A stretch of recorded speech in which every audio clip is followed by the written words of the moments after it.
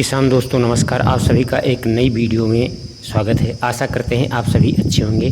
आज की इस वीडियो में हम जानेंगे कि जो हमारा टेम्परेचर इस समय चल रहा है 48 से 50 डिग्री पहुंच गया है, उस स्थिति में हम अपनी धान की नर्सरी को किस तरीके से हरा भरा बनाए रखें, रोग बीमारियों से बचाए रखें तथा इतनी अधिक गर्मी से उसको कैसे बचाएं जिससे हमारी नर्सरी स्वस्थ हो, सही हो और रोपाई के लिए उपयुक्त समय में हमारी तैयार भी हो जाए। तो आज के इस वीडियो में इन्हीं पर चर्चा की गई है, इसलिए वीडियो को पूरा वॉच करें तथा चैनल पर पहली बार विजिट कर रहे हैं चैनल को सब्सक्राइब अवश्य कर लीजिए, क्योंकि इस चैनल पर खेती किसानी संबंधित वीडियो आती रहती हैं। साथ में नोटिफिकेशन बेल को ऑल पर करना ना भूलें।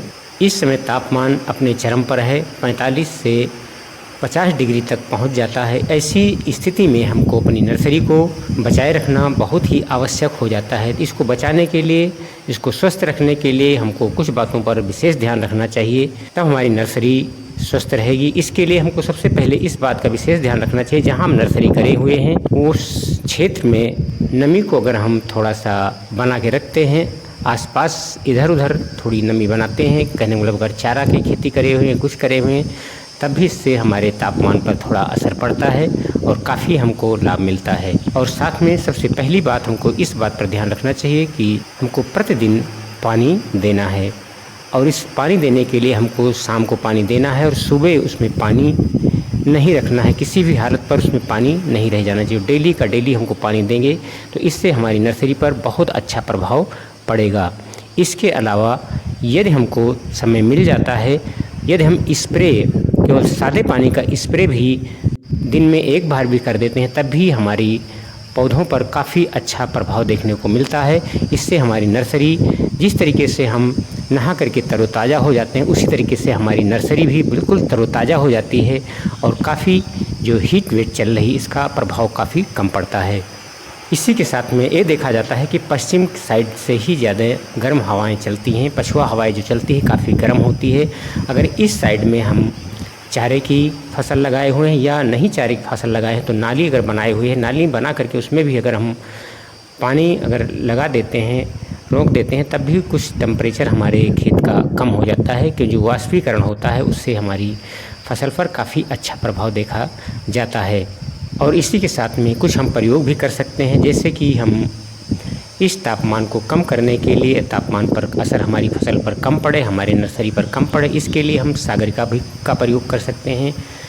एक टंकी जो 15 लीटर वाली आती है, उसमें 40 से 50 ml जो घुलनशील सागरिका आती है, इसका अगर स्प्रे कर देते हैं तो काफ़ी हमारी फसल का जो स्ट्रेस है कम हो जाता है और हमारी जो नर्सरी है हरी भरी रहती है।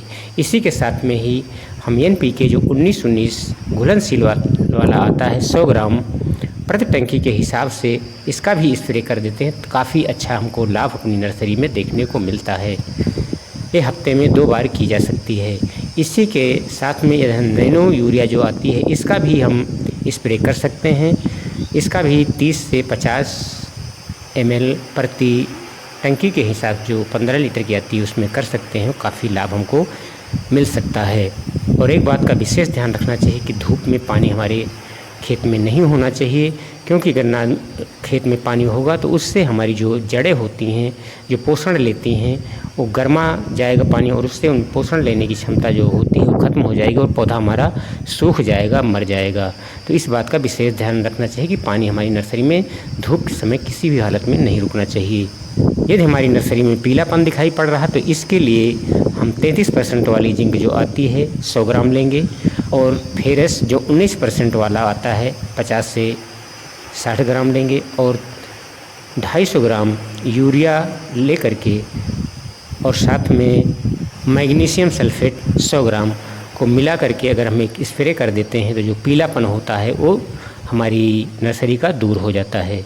और इसी के साथ में यदि हम नर्सरी को और हरा और ताज़ा बनाए रखना चाहते हैं तो इसके लिए हम जिस समय पानी चलाएं उस समय गोबर की सड़ी हुई वर्मी कंपोस्ट का प्रयोग किया जा सकता है। साथ में सरसों की खली का प्रयोग कर देते हैं, तब भी हमारी फसल में जो जल धारण की क्षमता भी बढ़ जाती है और नमी काफ़ी अच्छी बनी रहती है। यदि ये उपाय करते हैं तो हमारी जो नर्सरी है धान की अच्छी से चलती है और समय पर तैयार हो जाती है, बढ़वार भी नहीं रुकती और हरापन भी बनाए रखती है। तो ये उपाय है जिनको करके हम काफ़ी अच्छा लाभ प्राप्त कर सकते हैं और अपनी नर्सरी को समय से तैयार कर सकते हैं। ये जानकारी अच्छी लगी हो तो लाइक कर दीजिए, साथ में शेयर करना न भूलें। ऐसी खेती किसानी संबंधित वीडियो